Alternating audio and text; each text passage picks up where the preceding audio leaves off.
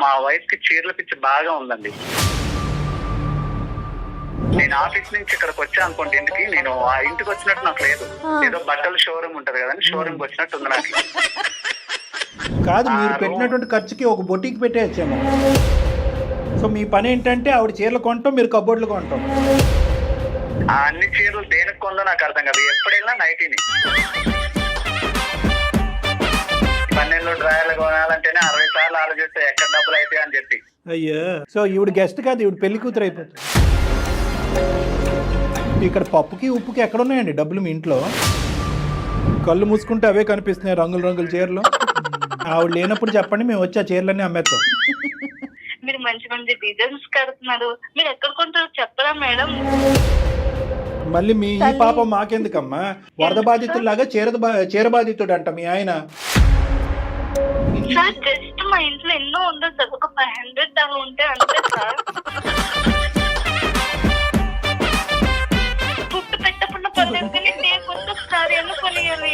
చూడండి సార్, ఏమా ఏం మాట్లాడమంటారు సార్? కాదు, శారీలు తింటావా?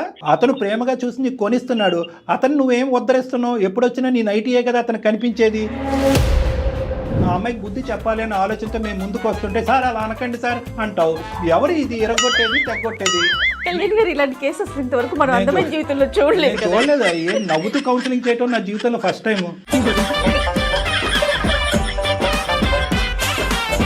నమస్తే కళ్యాణ్ గారు. నమస్తే జయ గారు. కళ్యాణ్ గారు, అశోక్ అనే అతను మనకి మెయిల్ చేశారండి. పెళ్ళైపోయిన అతను, భార్య అంటే విపరీతమైన ప్రేమ, పిచ్చి. ఆమెకు కూడా అలానే ఉంది. ఇద్దరికి బాగానే ఉంది కదా అనుకున్నా నేను. ఆ మెయిల్ చదువుతున్నంతసేపు వాళ్ళు పెట్టిన డీటెయిలింగ్ అన్నిటికీ ఇంత బాగుంది కదా, ఇంకేంటి సమస్య అన్న?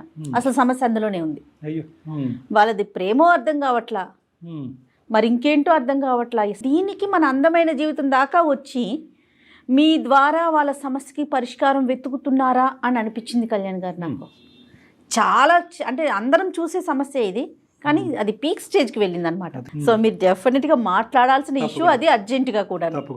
రైట్ అండి, కాల్ చేస్తాను అశోక్కి నేను. అశోక్ గారు అండి. హలో అశోక్ గారు, నమస్తే అండి.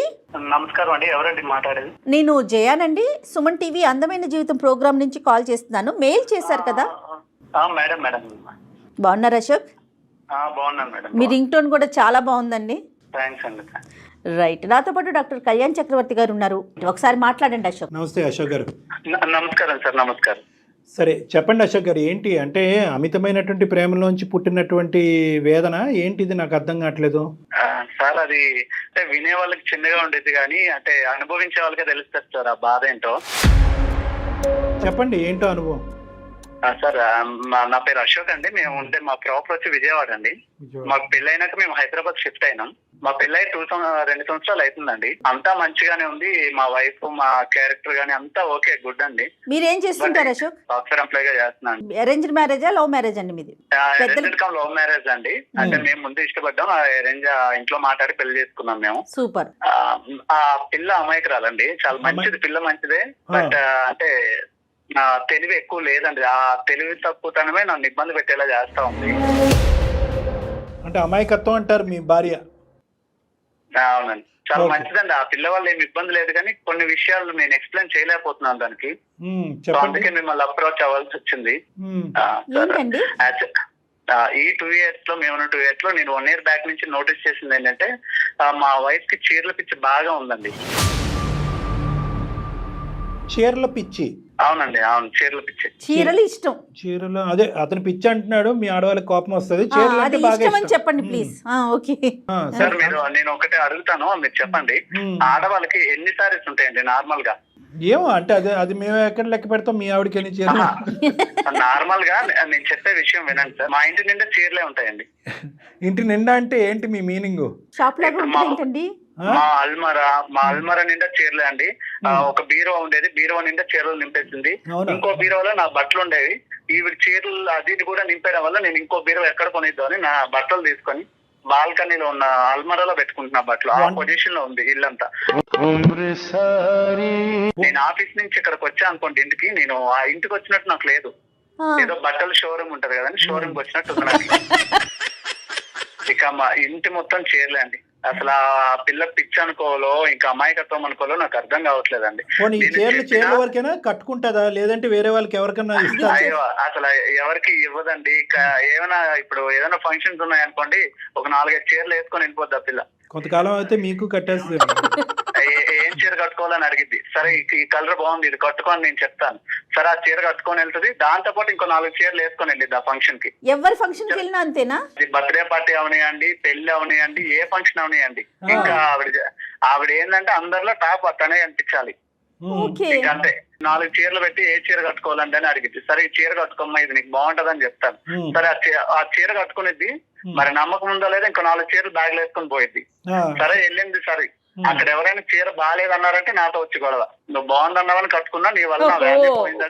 ఇన్ కేసు ఎవరైనా ఆ చీర బాగాలేదు అన్నారనుకోండి, ఇంకా చీర కట్టేదిలే. ఆ అల్మారాలో ఏదో మూలబడి ఉంటది. ఎందుకు ఇన్ని చీరలు అంటే కలెక్షన్. ఏం కలెక్షన్ అంటే నాకు అర్థం కాదు. అప్పట్లో మేము స్టార్టింగ్ లో ఉండేటప్పుడు నేనే ఇది అలవాటు చేసినట్టున్నా, నాకు తెలియకుండా. స్టార్టింగ్ లో ప్రేమగా 4-5 చీరలు తెచ్చేటోండి.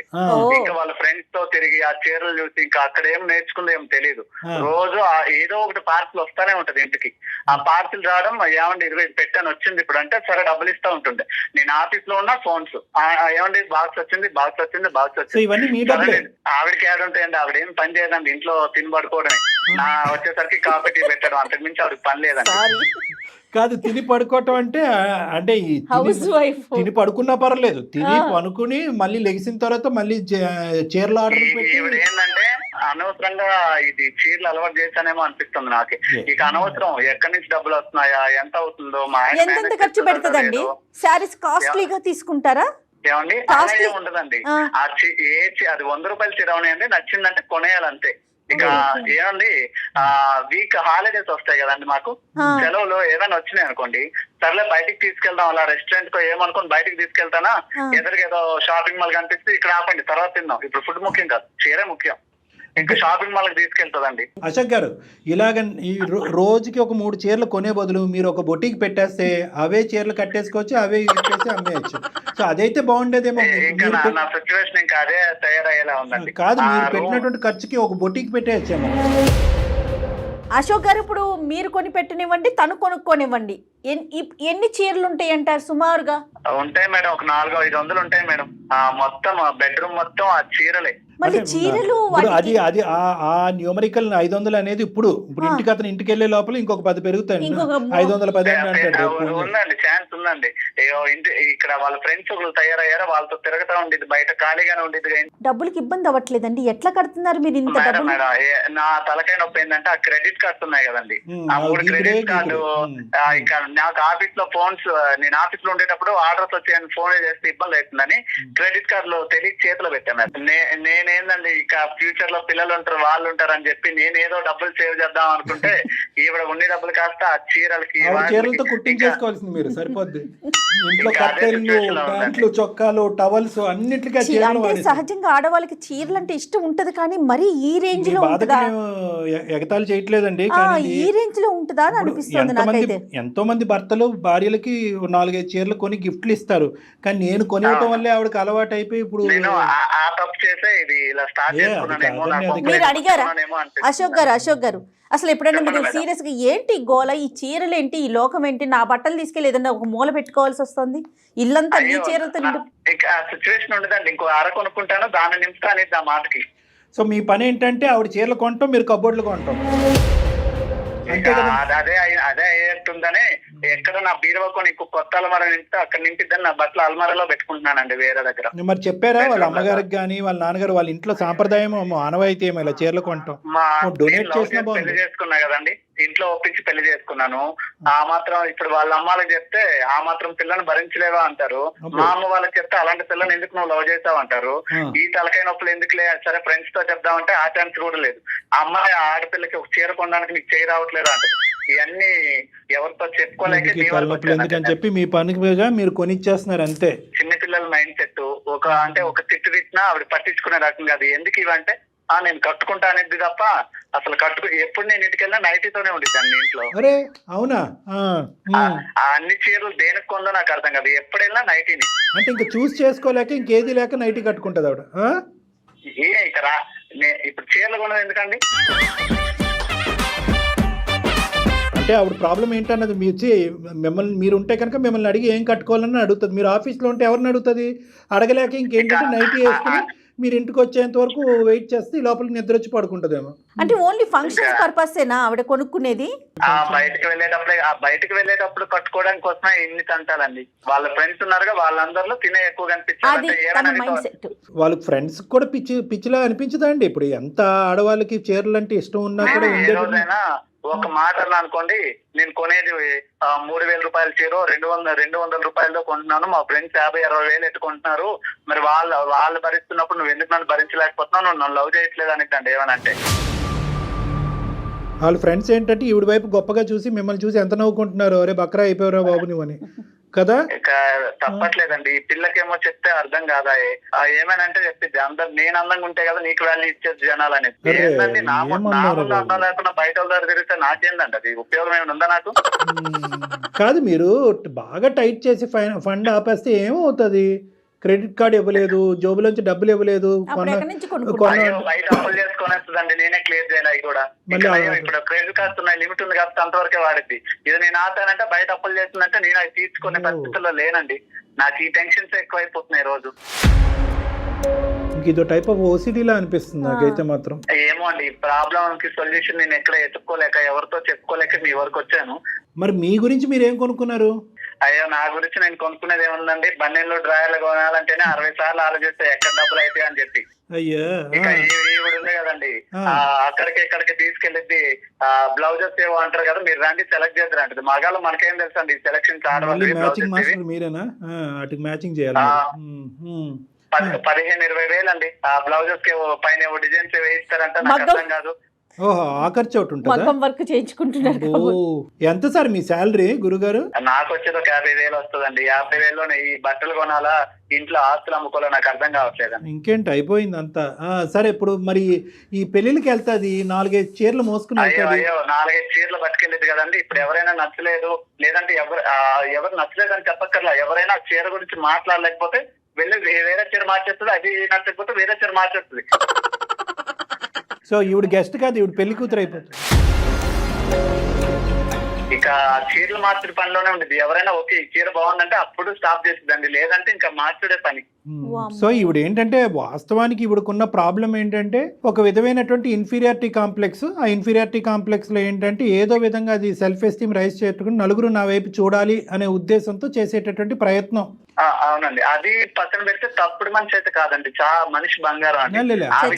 ఆ డిస్కషన్ ఇక్కడ లేదులేండి. ఇంట్లో పనులు చూసుకోవటం కానీ మిమ్మల్ని చూసుకోవటం కానీ అవన్నీ కరెక్ట్ గానే చేస్తారండి. ఇక్కడ టైం ఉందండి బాబు. పనుల విషయంలో అది ఏం ఇబ్బంది లేదండి. చేసే పనులు ఏమున్నాయండి, ఇంట్లో వాషింగ్ మిషన్ ఉంది, ఇంకా ఏమైనా వండాలంటే కుక్కర్లు అన్ని ఉన్నాయి, ఇంకా ఆవిడ చేసే పనే ఉండదండి. ఇంట్లో షాపింగ్ చేయటం తప్ప అంటారా? పోనీ ఇంటి మిగతావన్నీ అంటే ఇల్లు నీట్ గా పెట్టుకోవటం, చీరలు ఇప్పుడు వచ్చిన చీరలు అవన్నీ నీట్ గా సర్దుకోవటం, అంతవరకు ఇవన్నీ ఓకే కదా. ఇక సర్దుకోవడానికి ఏముందండి, మొత్తం చీరలే, ఇల్లంతా చీరలే, మంచం మీద చీరలే, ఒక ప్యాంటు చెట్టు కనిపిస్తుంది అంతే.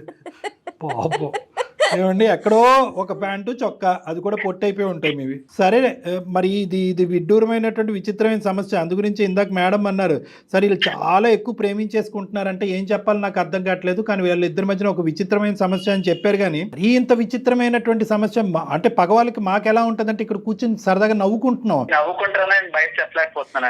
అట్లా ఏం కాదండి, అట్లా ఏం కాదు, నవ్వటం కాదు. కానీ బేసికలీ ఏమనిపిస్తుంది అంటే ఎక్కడో మీరు లిమిట్ డ్రా చేయలేకపోయారేమో అని చెప్పి మిమ్మల్ని కూడా ఒక మాట అనవలసింది. అంటే ఏంటంటే నాకు ఆ పిల్లంటే చాలా ఇష్టం అండి, అడిగినా నేను ఇవ్వకుండా ఉండలేదు. ఇష్టమే, కానీ మంచితనం చేతకంతనం అనుకుంటే ఎలాగా? అమ్మాయి ఈరోజు చీరల వరకు కొనుక్కుంటే సరే సార్ నేను ఒక 5 లక్షలు సంపాదిస్తాను, లేదంటే ఒక 10 లక్షలు సంపాదిస్తాను, ఎంతో అంటే కనుక సరే ఒక అనుకోవచ్చు. మీకు వచ్చేది బొట్టబొట్టి ఒక 50,000.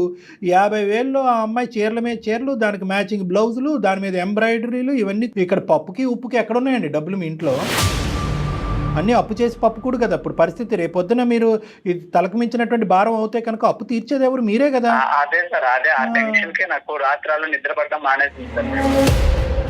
కళ్ళు మూసుకుంటే అవే కనిపిస్తున్నాయి, రంగుల రంగుల చీరలు.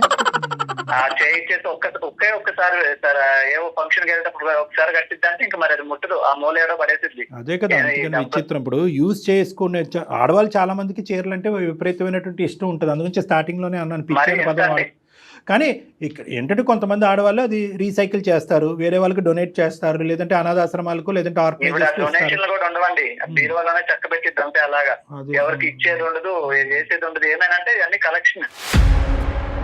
ఈ గుంపు ఎవరైతే ఉందో ఈ అమ్మాయికి ఉండి లేనట్టుగా ఓ పొగిడేసి ఈ అమ్మాయి చేత రకరకాల చేతులు కొనిపెట్టి కట్టించేస్తున్నారో వాళ్ళతో చెప్పవలసింది, ఈ అమ్మాయి ఇంట్లో ఇది పరిస్థితి, మీరు అనవసరంగా ఎంకరేజ్ చేయకండి ఆ అమ్మాయిని, ఈ అమ్మాయికి నేను బ్రేక్ లేకపోతున్నాను మీరన్నా వేయండి అని వాళ్ళతో చెప్పవలసింది. అవకాశం లేదండి నాకు, వాళ్ళతో మాట్లాడితే ఈ పిల్లకి అనుమానం, ఇక అవన్నీ కుదరట్లేదండి. సరే ఇప్పుడు ఏం చేద్దామండి? అది మీరే ఏదో ఒక సొల్యూషన్ నాకు ఇవ్వాలని మీ వరకు నేను వచ్చాను. సొల్యూషన్ లేదు, నాకు లేదు, సొల్యూషన్ ఏమీ లేదు. మీరు ఆవిడ లేనప్పుడు చెప్పండి, మేము వచ్చి ఆ చీరలన్నీ అమ్మేస్తాం. అదే సొల్యూషన్. అప్పుడు మీరు అలా మాట్లాడకండి.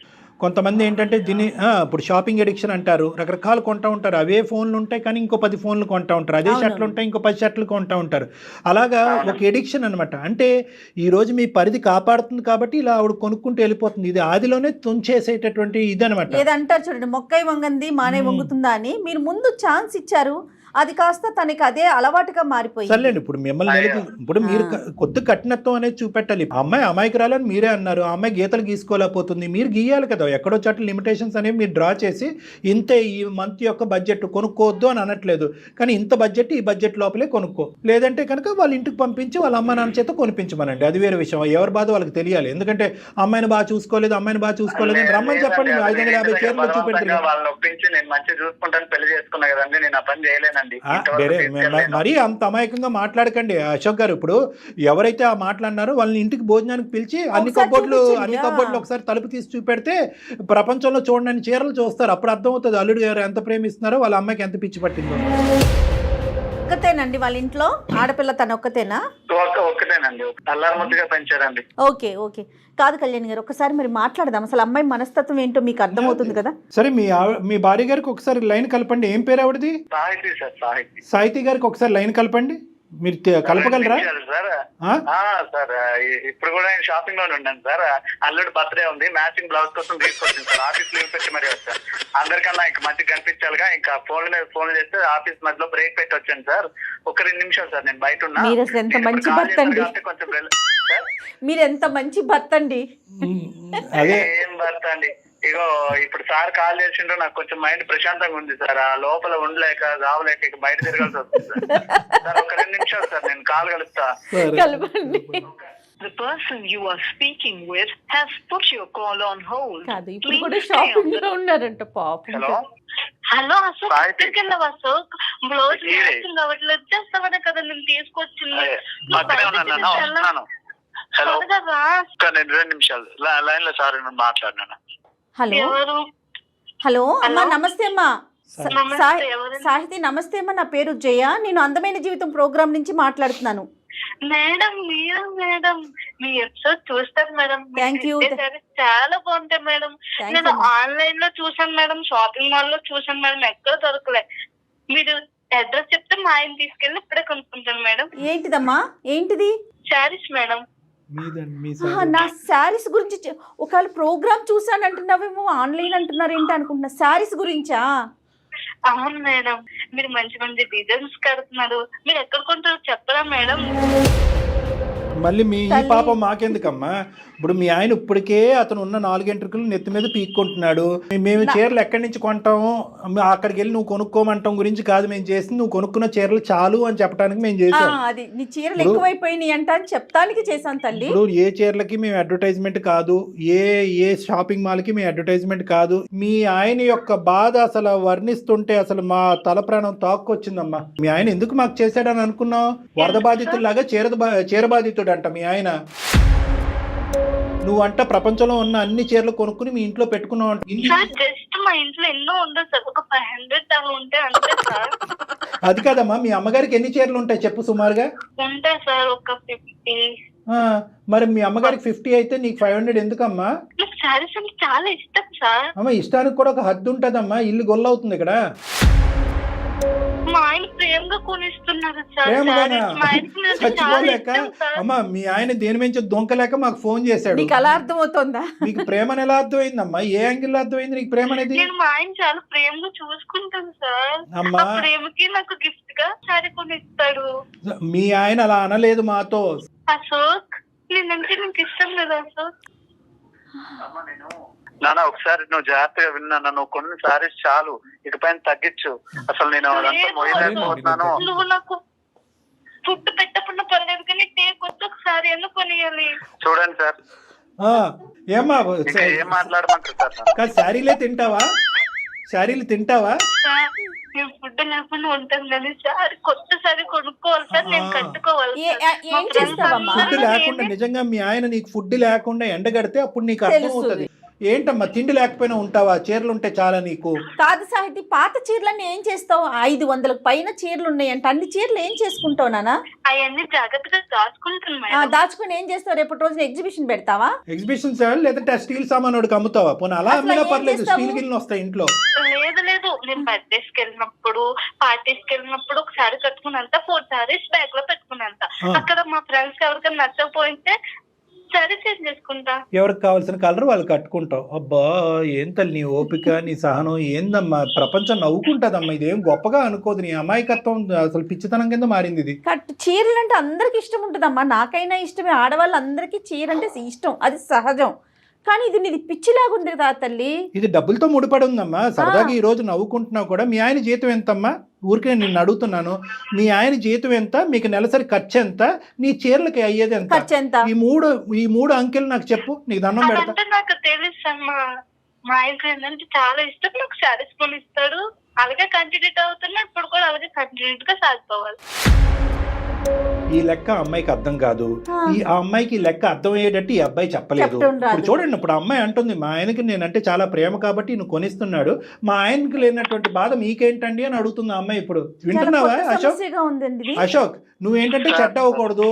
నువ్వు చెడ్డ అవ్వకుండా ఇదేంటంటే నిదానంగా ఇది తగ్గొట్టుకునేటటువంటి పనిలో పడ్డావు కాబట్టి నేను మమ్మల్ని వాడు. సార్ ఒక పక్క నుంచి చెప్తానే ఉన్నా, అమ్మ ఖర్చు ఎక్కువైతుంది తగ్గించు.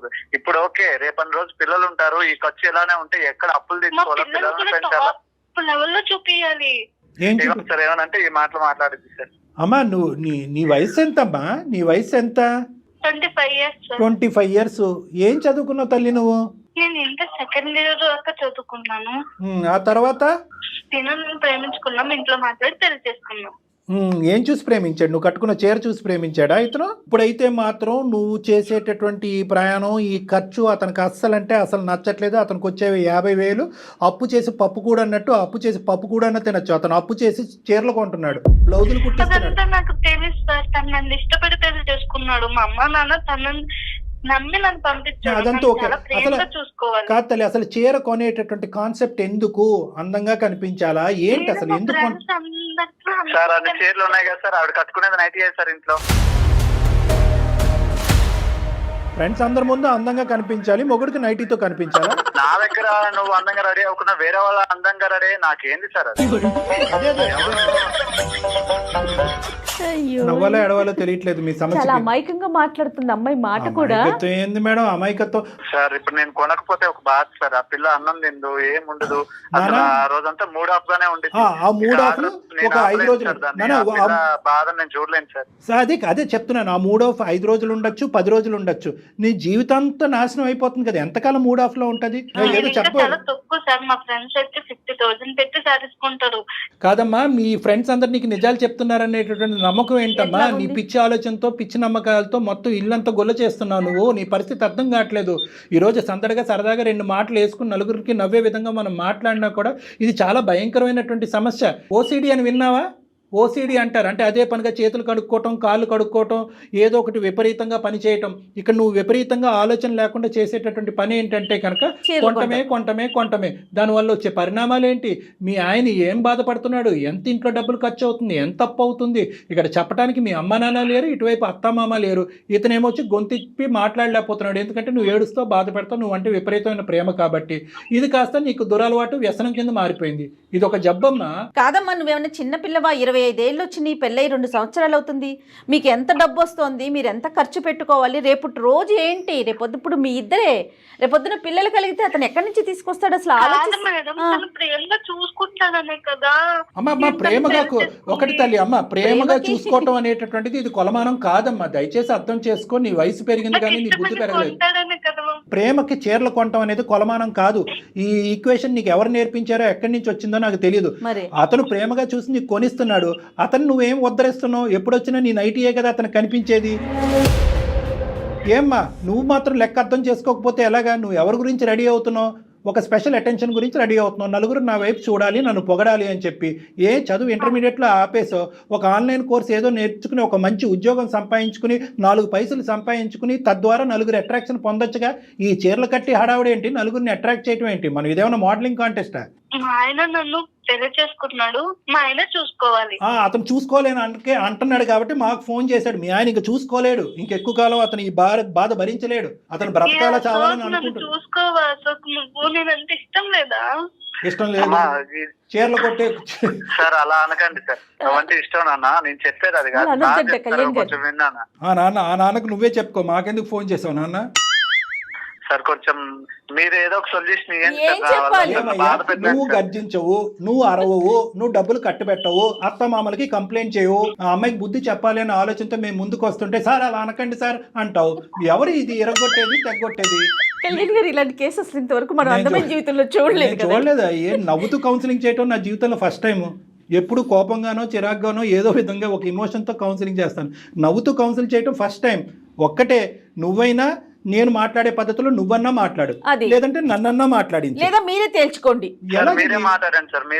మరి ఒకటి సాహితీ ఇప్పటికైనా అర్థమైందా? మీ ఆయన ఎంత బాధపడుతుంటే ఎంత వేదనకు గురవుతుంటే మా వరకు ఫోన్ చేస్తాడు? దయచేసి ఇప్పటికైనా ఆలోచించమ్మా.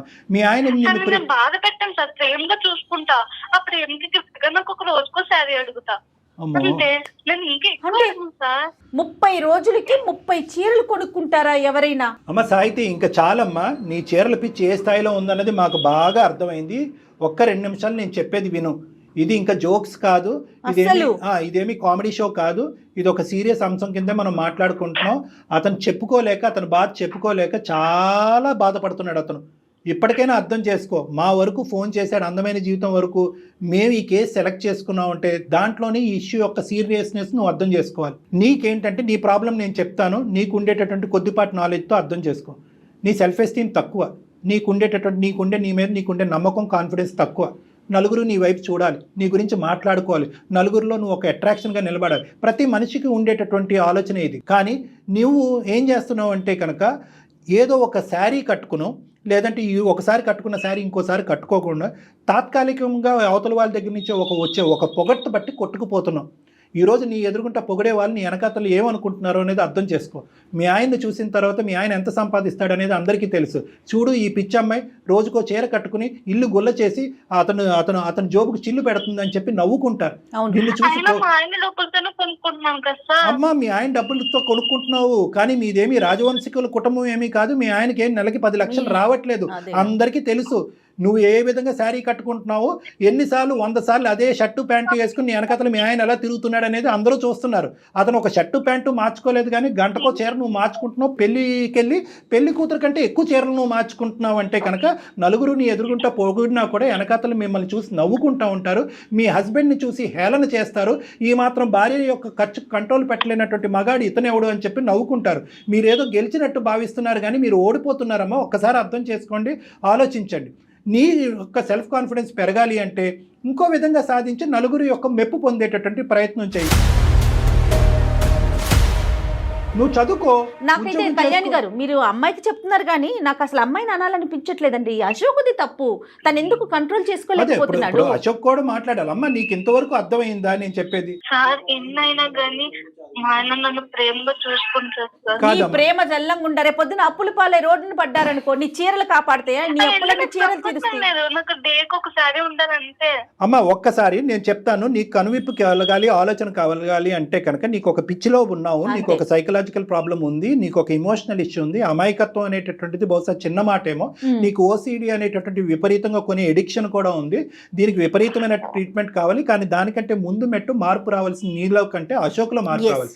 ఫస్ట్ అశోక్ నువ్వు ఇమీడియట్గా చేయవలసింది ఏంటంటే ఆ షాప్లోంచి ఇద్దరు వెంటనే నిష్క్రమించండి, ఇంటికి వెళ్ళండి, మొత్తం పద్దుల కాగితం అంతా తీ, క్రెడిట్ బిల్ అంతా తీ, మొత్తం బ్యాంక్ స్టేట్మెంట్ అంతా తీ, నీ నెల జీతం పే స్లిప్స్ తీసి ఎంత సంపాదిస్తున్నావు, ఇంటికి పప్పుకి బియ్యానికి ఎంత ఖర్చు అవుతుంది, ఈ అమ్మాయి చీరలకు ఎంత ఖర్చు అవుతుంది, నీ ప్యాంటు చొక్కాకి ఎంత ఖర్చు అవుతుంది అనేటటువంటిది లిఖితపూర్వకంగా రాసి ఆ అమ్మాయి చేతిలో ఒకటి పెట్టు. ఆ అమ్మాయికి ఇప్పుడుకొచ్చి ఎంత ఖర్చు అవుతుంది, ఎంత బాధ కలుగుతుంది, ఎంత ఇది అవుతుంది అనేది ఆ అమ్మాయికి ఒక అవగాహన లేదు.